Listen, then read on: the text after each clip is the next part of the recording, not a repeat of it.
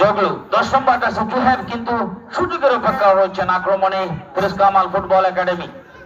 এগিয়ে গেছে ওয়াকিব জার্সি নম্বর 8 নিয়ে। কোন ফাঁকা জায়গা বিলেস্টারে কোনো খেলোয়াড় না তাকায় গোলরক্ষক শাওন করিম এগিয়ে এসে বল তুলে নিয়েছেন বুকে, উঁচু করে মেরেছেন, ডান পাশ দিয়ে হাওয়ায় বাসছে বল সাইডলাইনের বাইরে। 16 নম্বর জার্সি নিয়ে খেলছেন ফাসল, রাখতে পারেননি, চেষ্টা করেছিলেন। ড্রয়িং নিচ্ছেন 11 নম্বর জার্সি পরিহিত খেলোয়াড় বাবু। জার্সি নম্বর 2 নিয়ে মোহন দিয়েছিলেন বাবুর উদ্দেশ্যে।